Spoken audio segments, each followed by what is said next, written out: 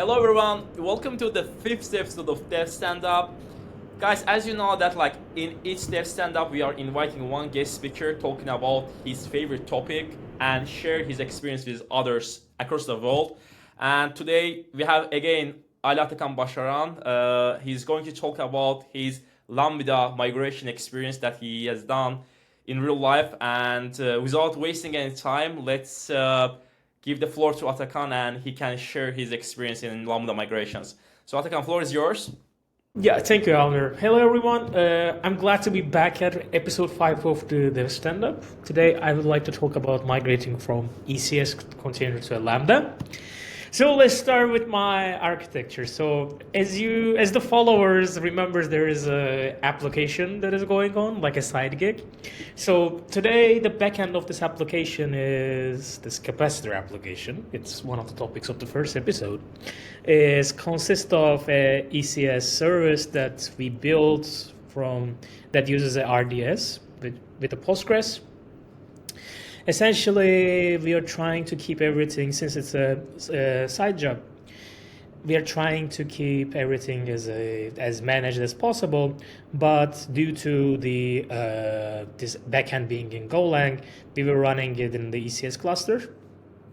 So our flow is we have a GitHub build, we have the GitHub repo, we push the build, there's the AWS code build, which is a service like the CI/CD pipeline. It's like GitHub Actions. It builds the container image, pushes the ECR, this then triggers a deployment, and we have our task running on the ECS. And the other tasks that when we scale up, we're exposing them to well with the application load balancer. So in this flow, it was going fine, all right, until we had a small outage. We had a problem with the EC2 machine, and we didn't notice that there was an issue until our users came to us and said, oh, it is not loading. So since we don't have, me and my friend don't have enough time to spend on this, we wanted to move this to a managed service. Up until now, one of these things is the AWS Lambda. So essentially, Lambda is the serverless compute where you can just give it a script and it runs it for you. It automatically scales up and charges you for only the execution time. It supports the multiple languages and integrates with many AWS services with its libraries. And you only pay for what you use for the requests and everything. So the problem was we had to rewrite our Go server when we first started, again, 2 years ago. We had to rewrite our server to move it to the Lambda. But recently, there is a new component on Lambda. It's called Lambda containers. So on the Lambda, you can deploy functions that are running container images up to 10 gigs, where you can bring your own runtime and dependencies. These containers can be pulled from the ECR, which we already have, and you can just handle all the requests right away. And this is a very recent change, and now there is an AWS project called AWS Lambda Web Adapter, which you drop this one extension, Docker extension, into your Docker image, and AWS handles the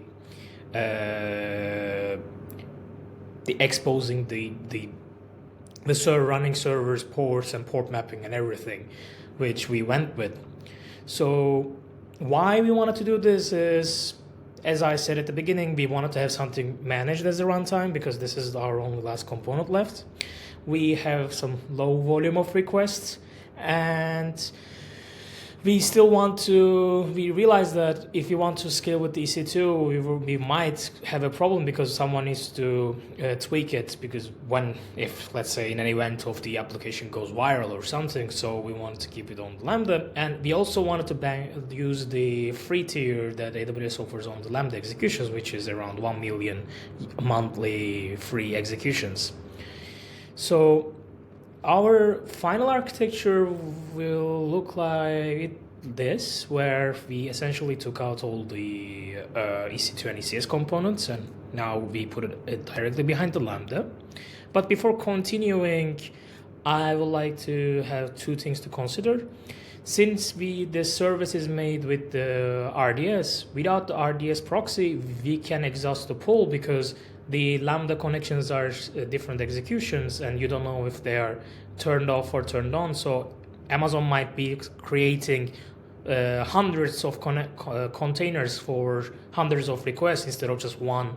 So you might end up with you might exhaust your pool size if you happen to run a cluster, but we are on a single database flow, so we don't need to worry about that yet. But if you have a cluster and you want to use this configuration, you need to increase your pool size, or you need to put an RDS proxy. And at some point, it can get pricier than ECS after a certain amount of request count, because of the,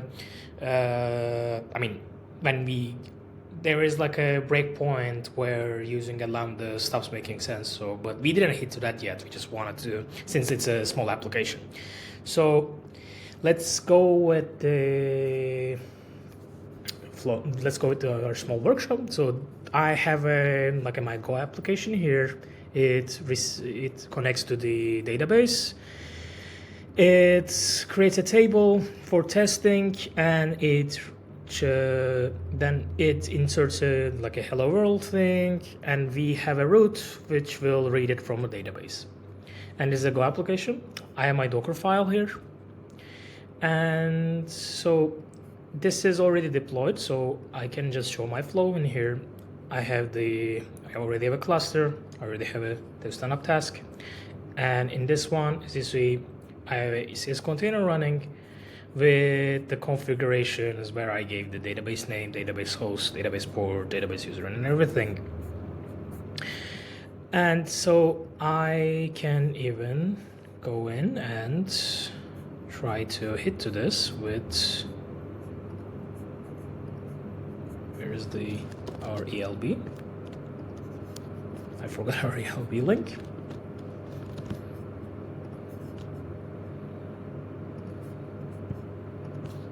And we will have our application just saying hello world back to us. So how to make to Lambda is we are using the AWS Lambda Web Adapter project. So this project will get all the this will just this Lambda adapter will interface with the Lambda runtime and just wrap your web app around it. And as for installation, you just need to drop this binary on your Docker build, which I did. So I can just push this and let's build it on our flow.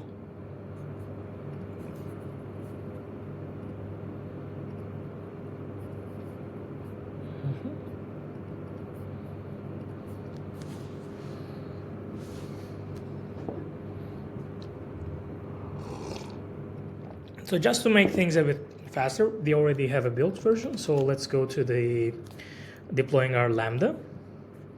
So in here, we can select the container image, and let's call this DevStandup Lambda. For the image, we can select our latest task. And for additional configurations, since I'm gonna be connecting to a RDS database, I will enable my VPC connectivity, and I will select the subnet and the security group for my RDS instance. And we can just deploy our function.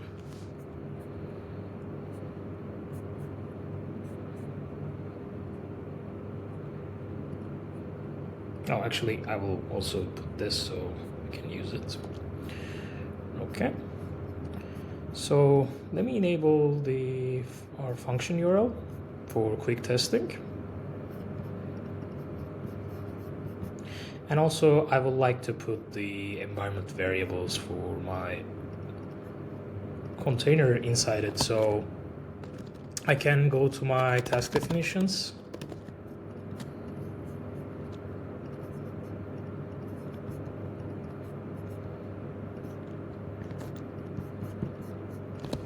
So let's put our DB host. Let's put our DB port. Let's put our DB user, it's Postgres. Let's put our DB name, it is Postgres. So one thing to consider is on Lambdas, you cannot use a secrets manager and the SSM parameters. So you might need to change your application to use that. But for the sake of this example, we're just going to put our database password directly as plain text. So let's just put it.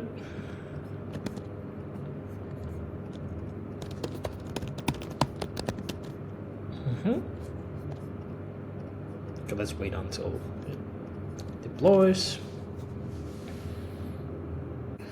All right, now that our function is generated, let's save our configuration. Let's wait for it to update.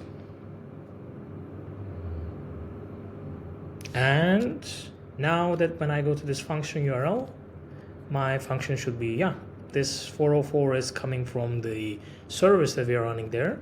And if I go to the hello root, I will get the hello world back from our database. So essentially, in this flow now, our Lambda will run whenever there is a request and go to sleep. So with this way, we can just expose our container through the Lambda and put it to a managed application just as easily with just a Docker file change. So that was pretty much it. Yeah, Takan, thanks a lot for this insightful migration. I got like two questions so basically like, can a Lambda function be used to run migration automatically during the deployment? Yeah, so that's it. That's actually a great point. It's a great question because our application, like the main one, which we actually use, it was migrating databases on every time it launches. Since you can have multiple Lambdas running at the same time, it is not feasible to migrate it through the Lambdas.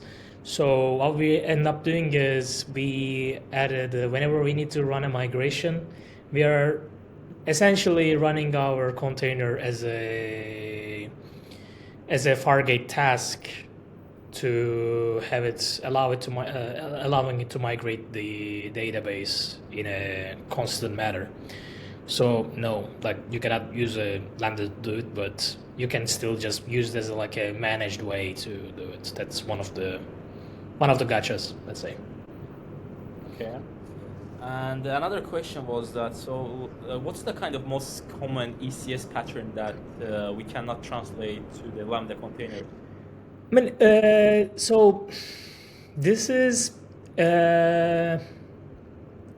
since this application is a small one, I mean, this is like a more Lambda gotcha more than this ECS to Lambda thing, but Lambda executions are ephemeral, so like you cannot know if the same execution is gonna hit to the same Lambda container running.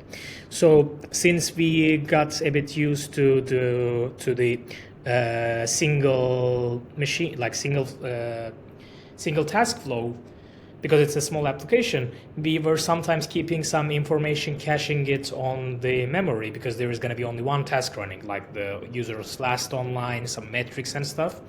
And we realized, like, because there is going to be more executions, we see that those kind of things we had to use some Redis or database, like the stateful data, to hold them. So I don't know if there is also something that can happen on the ECS, like when you have multiple tasks running, but that was one of the things that we saw. The second one is especially this is one of the biggest ones. We had a queue worker where we were running like the application always, and we were fetching the SQS messages. We had to change that to having the SQS invoke the Lambda and make it fetch the messages whenever there is something, because as you know, on here you are getting billed by the runtime, so having a queue worker running all the time is a bit wasteful. So these were the two things that our flows didn't translate well from ECS to Lambda. Okay, thanks so much. And guys, that was the end of the 5th episode of the DevStandup, and I truly appreciate for watching. And apart from that, we'd like to announce that next week we're gonna have our next guest speaker, and he's going to talk about something data engineering. And guys, thanks so much for watching, and see you in our next DevStandup. Bye bye.